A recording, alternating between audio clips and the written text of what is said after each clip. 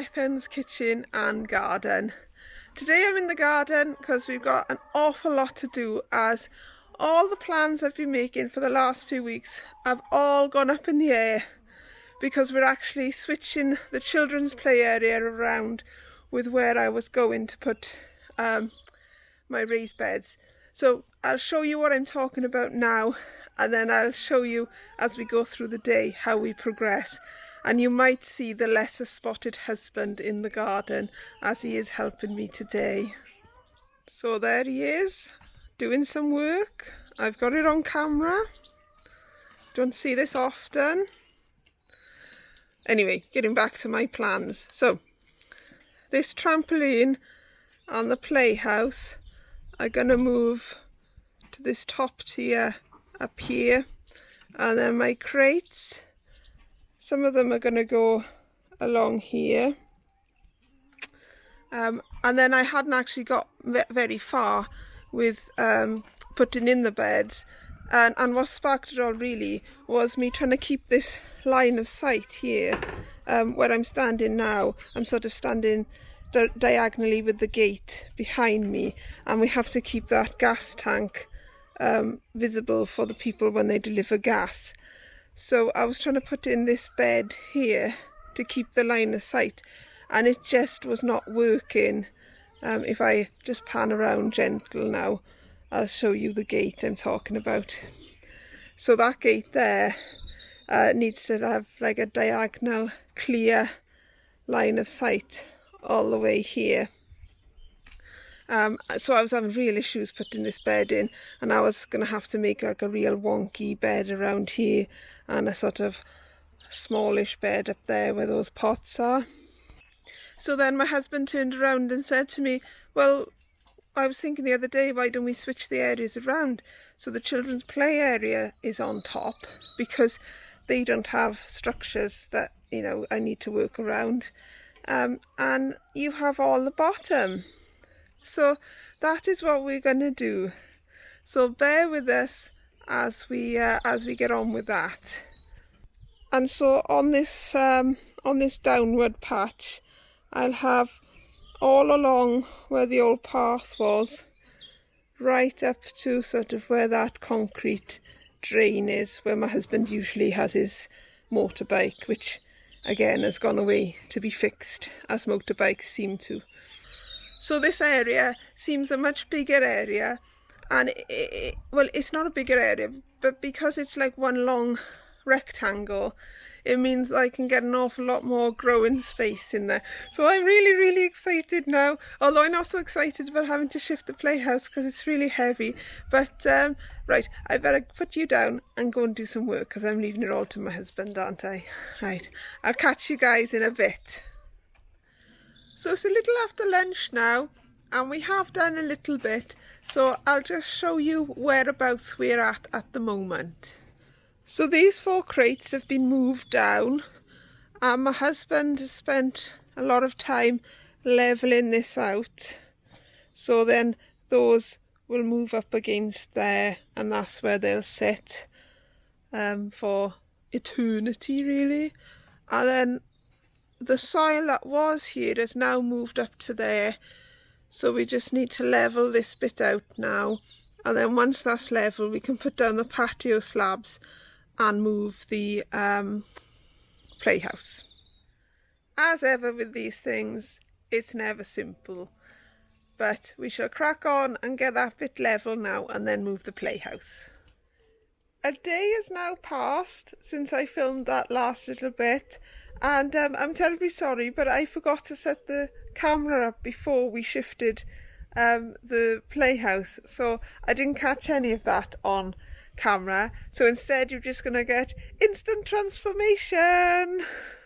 So this is how this section is looking now.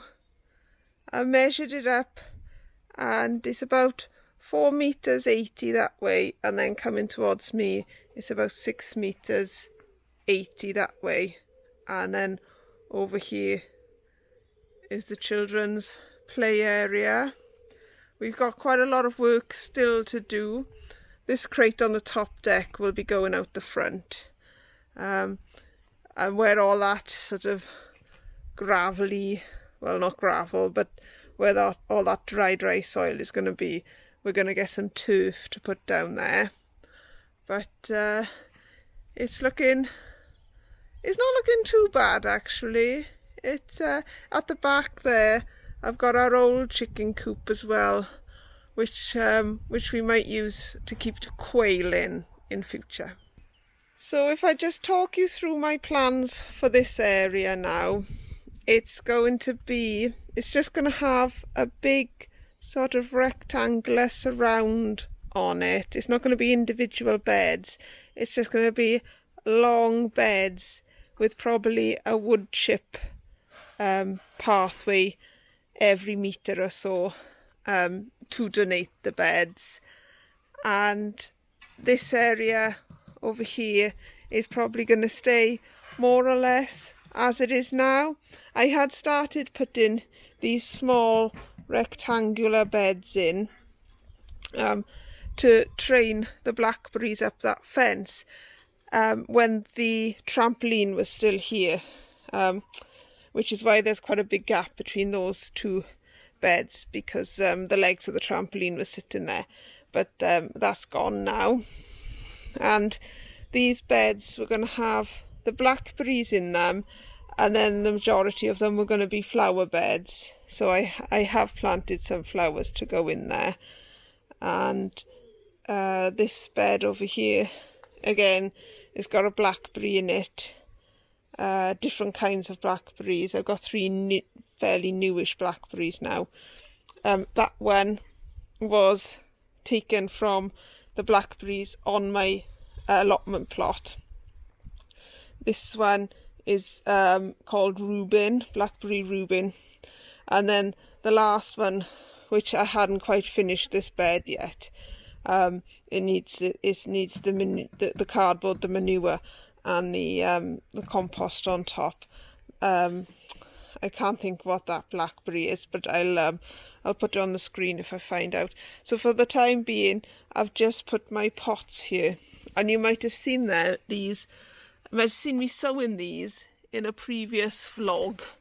So they have started to come up. Those are the spring onions. Those are the leeks. The leeks were old seeds, so I wasn't expecting that many, but it's not doing too badly, actually. That pot there had nothing sown in it yet, as this pot here. This has nothing in it yet. This one at the back are my turnips, which I broadcast and now instantly regret, because I've got to what have I got to do? I've got to prick out some of the seedlings from there. My lettuce is doing well. Strangely enough, it has this empty bit in the middle, which I'm guessing is probably where I washed the seeds away when I was adding the water. The carrots are coming up. These are the rondo carrots, so they're round carrots, so they shouldn't need a deep pot, but we'll see how they get on as well. And the radish have come up. I have started to thin some of those out, but I still need to thin more out. And these 2 pots at the back, I have planted my potatoes in my neighbour's garden, which I'll put a photo on now. But these 2, I had 5 leftover Maris Piper potatoes, which were my own seed, and they've gone in those 2 pots there.